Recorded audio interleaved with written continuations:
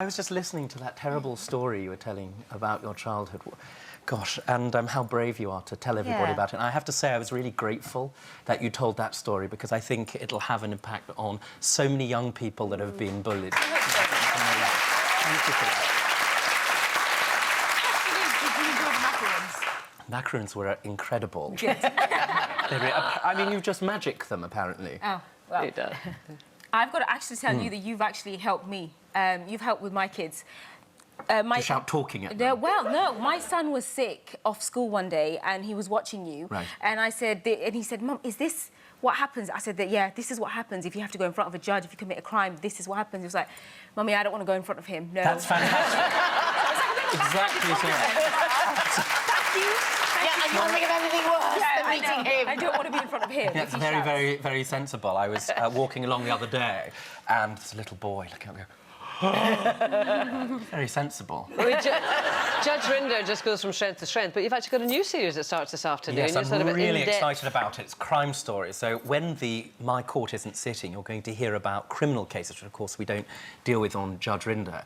And you're going to get real insight today in some of the most famous cases that you will have read about. Only this, it looks a bit like a drama. In fact, it's an amazing-looking drama.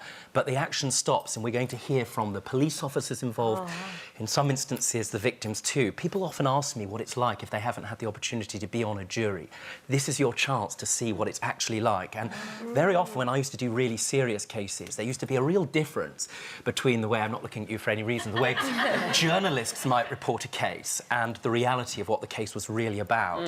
So this is going to give you an opportunity to know really what happened from an insider's point of view. And you know, very often you only hear about things when they've gone wrong, and actually you really hear, sadly, about the bad things that the police do. One of the things that we're going to discover is when the police do it right, and most of the time they do, and how they solve the crimes, what scientific methods have evolved over the years, and how that's helped solve crimes as well. Are you only focusing on crimes that have resolved? I mean, I'm thinking of some outstanding ones. I'm thinking of the McCanns. We're not dealing with that case, but it's interesting that you raise that, because we do deal, in the course of this series, with 2 miscarriages of justice, and one especially where the crime has not yet been solved. I'm not going to say what that is, but if you watch the programme, you see in the rare occasions where things go wrong and how things go wrong. And in this particular case, a man spent 20 years in prison until, and this is the really extraordinary thing,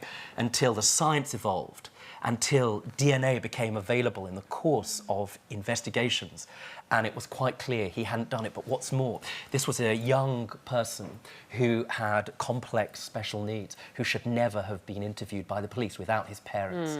And as a result, he ended up making an admission which led him to be inside prison for nearly 2 decades. It's like Making of a Murderer, that American series. series. Very similar type. Amazing. And exactly. But how that happens, and most of the time, it's just a series of mistakes. People aren't vicious. People don't want to find the wrong person. They desperately want to solve the crime.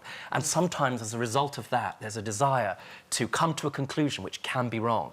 And that's what happened here. And the really interesting thing is it ended up getting resolved because of the work, in that case, of a journalist, a guy called Don Hale, who worked tirelessly to ensure that the truth ousted. But this guy, this young person, ended up spending all of that time in prison.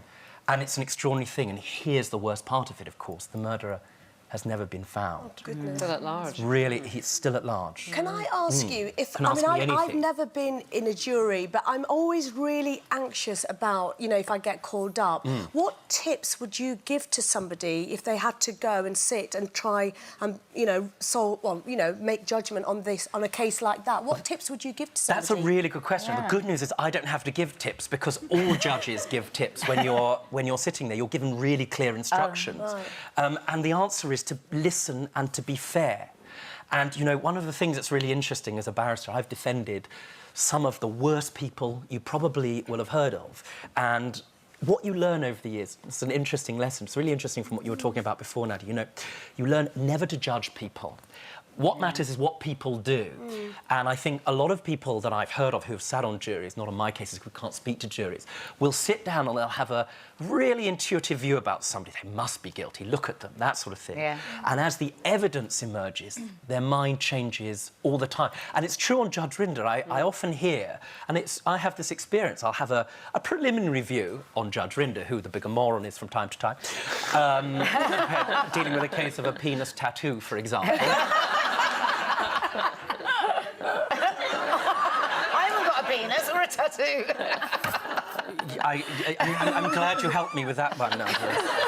But a bit unsure. I thought I had the way he looked at me. No. I felt guilty. I just do that. The reality is your mind changes all the time, and so the tip is you only base your decision on the evidence. What you hear. Exactly. Yeah. And I hope, you know, you use that as a springboard for Did they everybody. have to produce the evidence in that instance? They sadly did. It was, yeah.